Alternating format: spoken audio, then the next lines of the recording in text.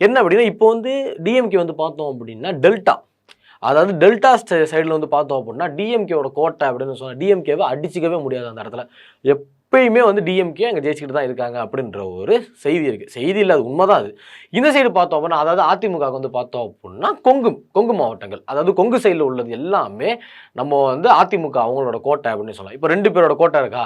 இதுல வந்து நம்ம எடப்பாடி பழனிசாமி அவர்களோட புது முயற்சி தான் என்ன அப்படின்னா, திடீர்னு வந்து ஜம்ப் பண்ணி டெல்டால குதிச்சிட்டாரு. எப்படின்னா, இவ்வளவு நாளா வந்து கொங்குல வந்து ரொம்பவே ஸ்ட்ராங்கா இருக்காங்க. அது வந்து நம்ம கொங்கு வந்து அதிமுகவோட கோட்டை அப்படின்றது நமக்கு தெரியும். இப்போ வந்து டெல்டால வந்து கண்டிப்பா இந்த வருஷம் நம்ம டெல்டாலயும் நம்ம அடிக்கிறோம் அப்படின்ற மாதிரி ஸ்ட்ராங்கா டெல்டால இறங்கியிருக்காங்க.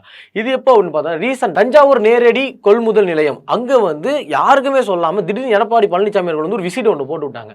விசிட் ஒண்ணு போட்ட உடனே எல்லாருக்குமே ஒரு ஆச்சரியம். என்ன அப்படின்னா, இந்த மாதிரி ஒரு பண்ணதே கிடையாது. டெல்டா சைடுல இந்த மாதிரி இறங்குனதே கிடையாது. திடீர்னு இப்படி இறங்குன உடனே எல்லா விமர்சகர்களும் பேச ஆரம்பிச்சிட்டாங்க. ஓகே, இப்போ வந்து இவங்க வந்து டெல்டாவை ஃபோக்கஸ் பண்ணியிருக்காங்க அப்படின்ற மாதிரி.